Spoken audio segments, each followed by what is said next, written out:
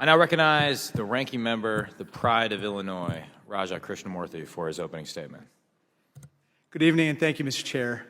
For more than 50 years, the U.S. has welcomed the PRC into the global economy. We agreed to the PRC's entry into the World Trade Organization. American companies invested billions in the PRC, and we granted the PRC permanent normal trade relations status.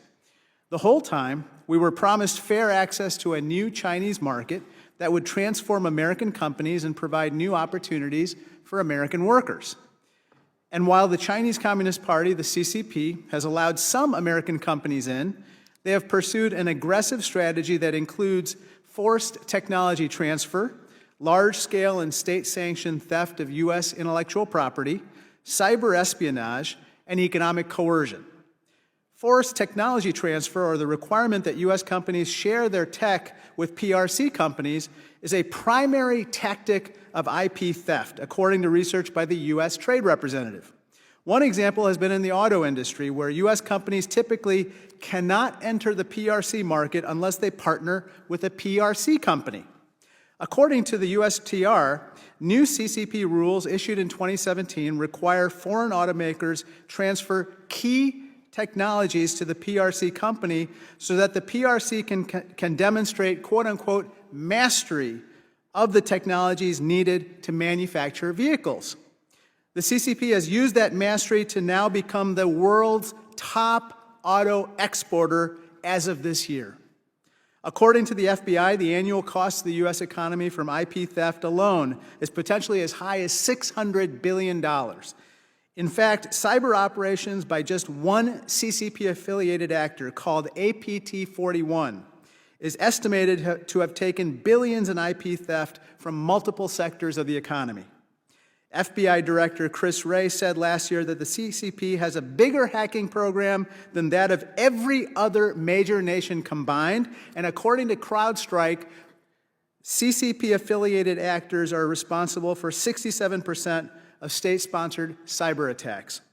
Because of that threat, the FBI opens up a new CCP counterintelligence operation every 12 hours. Most recently, we have seen new headlines shining a light on raids of American firms, the detention of their staff, and exit bans on employees, meaning they cannot leave China.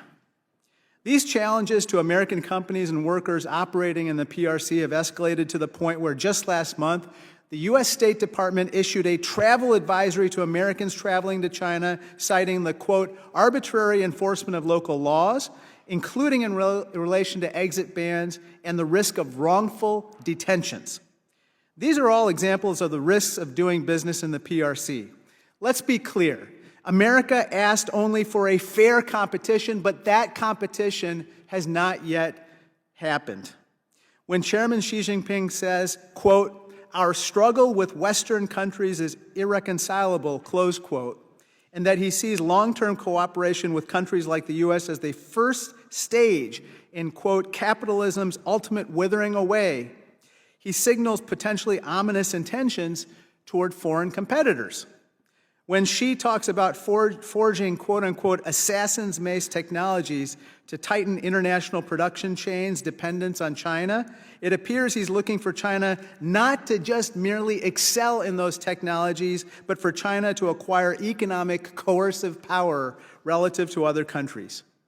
Tonight, you'll hear more about these practices by the CCP, but it's up to us to go beyond shining a light on them to actually offer a better alternative here in America. American businesses and investors increasingly face a choice. Do we invest more of our capital, our supply chains, and our futures in the CCP, or do we invest more in America? To me, the choice is clear. It's time to invest more in America. We've made notable progress through bills like the Bipartisan CHIPS and Science Act, but there's still more work to do. I look forward to working with my colleagues on both sides of the aisle to get this done. Thank you, and I yield back the balance of my time.